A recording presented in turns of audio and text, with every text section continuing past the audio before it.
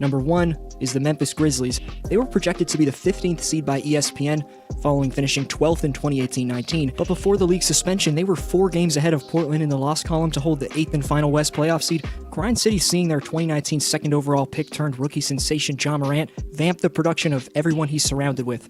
On his own, the 20-year-old's making about 50% of his shots while putting up 17.6 points per game, but it's Morant's explosiveness off the bounce, combined with his under-control quarterbacking nature that's made his teammates way better than they were in prior seasons. Take their stretch big Jaren Jackson Jr., for example, who doubled his three-point attempts in his second season, but has been way more efficient from out there. Or Delon Brooks and Jonas Valanciunas, who've both set career highs in scoring, but what if I told you there's another Grizzlies rookie who's also opened up the floor for those veterans?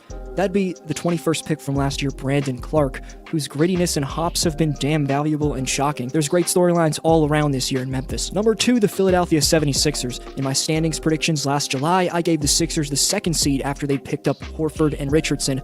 They've had chemistry issues and conversely are further down in the East, tied for the 6th seed.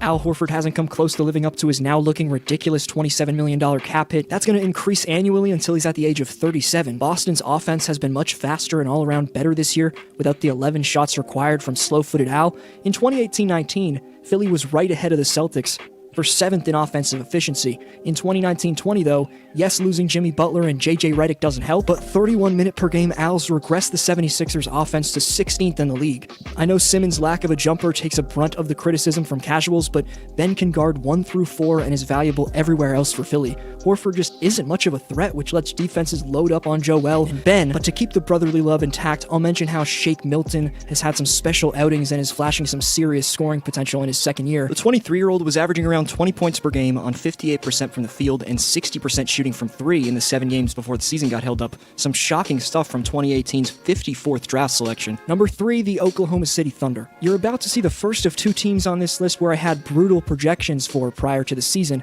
as I had the Thunder as the number 15 ranked seed back in July. Wow. To be fair, ESPN had them at number 13, and you should hit Vegas if you assume the Thunder could mesh this well in such a deep Western Conference. Top to bottom, the Thunder players seem to take that disrespect to heart and used it as motivation. The Thunder, unbelievably, have 40 wins if the season were to resume, and they were only a game back of having home court advantage in the first round.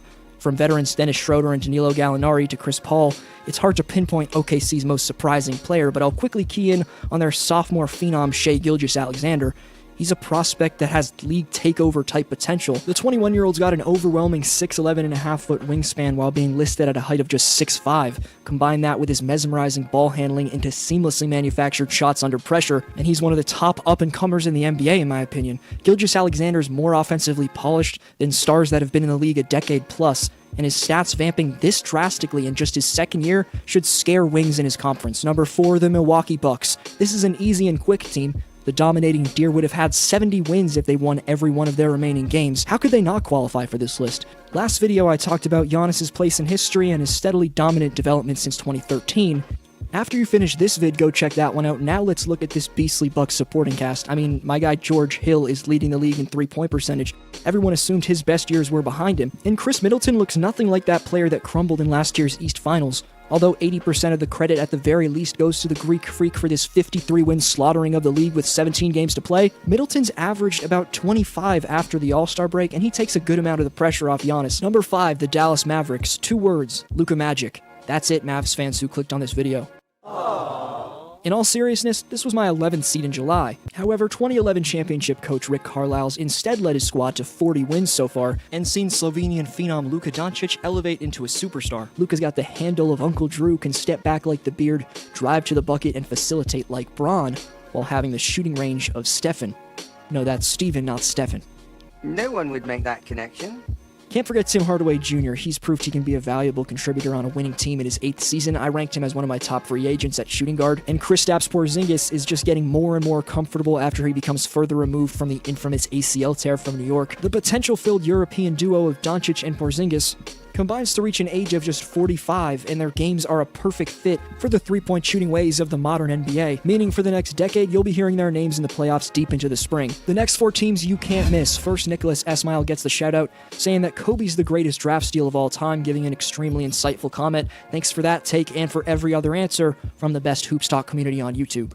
Number 6, the Golden State Warriors. This one's a bad look on my prediction resume, and pretty embarrassing, honestly. And not because I'm a Warriors fan. That's the opposite of the case, in fact. I've been a die-hard Raptor fan since I started watching ball, but I somehow had the Warriors 3rd in the West last July. Now keep in mind, this was the start of the offseason where Golden State had just acquired D'Angelo Russell. Of course, late in the season he was flipped for Wiggins, but before the season we also assumed the best shooter in NBA history would be healthy. But the chef went down, and Aaron Baines' 265-pound frame fell on his hand, fracturing it and keeping Curry out for the season. ESPN had the Dubs 6th in the West. Instead, they went from having utter West dominance to being injury-ridden conference dwellers. 15 damn wins is all the quote-unquote Warriors could muster. Draymond Green's triple-single averages have been roasted by Charles Barkley, which fans in the Bay likely had no choice to enjoy, given the TNT Crew's a better product than their local hoops team. Yeah, this normal triple-single. No, man. He talks all that stuff when he got them other boys with him. Now he got out there and fight for himself. He just don't want to play. I still think the Dubs will be back to their similar winning selves once they're healthy, but boy oh boy, it's been shockingly ugly for them. Number 7, the Toronto Raptors. People thought they'd crumble with Kawhi moving to LA. Some like Dennis Scott said they wouldn't make the playoffs. ESPN had them finishing with 45 wins, but with 18 games left, Toronto had one more win than that projection. And you're really looking at this NBA generation's San Antonio Spurs in terms of their front office prominence. Since President Masai Ujiri's arrival in June of 2013, he's turned the Six into champions and continuing title contenders, even after an all-time great's departure. There's Fred VanVleet, Terrence Davis, Kyle Lowry, Norman Powell, and Serge Ibaka, plus even more role players having wild seasons, but I'll analyze a man whose nickname is Spicy P. Pascal Siakam just made his first All-Star game 9 years after he picked up a basketball for the first time, which is a story for another list, but watching Spicy's passing, ball handling, and confidence in the clutch get this much better in his 4th season has been something damn special. Similarly to Giannis's development, Siakam looks nothing like the player he was from his first 2 seasons, but Pascal's production is the product of a 7'3" wingspan being meshed with savvy guard skills, including a fundamentally sound shot from distance and patented spins. 3 times I covered the Raptors before the league suspension, covering everything from Nick Nurse and Lowry to my GOG, but nothing's more shocking to me than 2019's MIP Pascal Siakam somehow improving even more and taking a step towards superstardom. Number 8, the Miami Heat. Writers at ESPN had Miami as the 7th seed on August 27th, which are the standings projections that we've been looking at. I had them as the 6th seed on July 13th, but South Beach is instead witnessing Heatles 2.0 and seeing their Heat compete for the 3rd seed. The addition of Jimmy Butler's eliteness defensively hasn't surprised anyone and of course makes Miami the legit top seed they are. He has shot a career low from 3-point range, but here's what more than makes up for that for the Heat.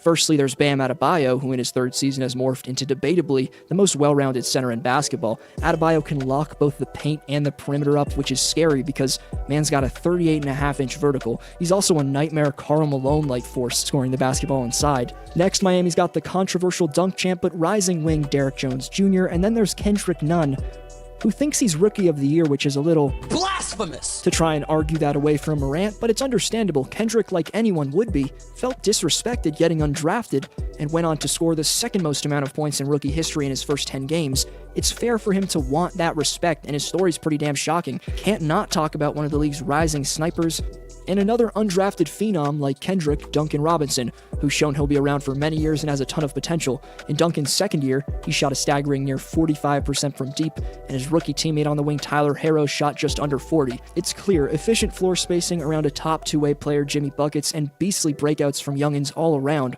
have fueled Miami's 2020 success so far. Number 9, the LA Lakers. You've heard about them on SportsCenter, Bleacher Report, and hey, even I've been a victim of clinging on to the Lake Show hype. Bottom line is, our society collectively really can't look away when an approaching 36-year-old is flying out of the gym like the King has this season.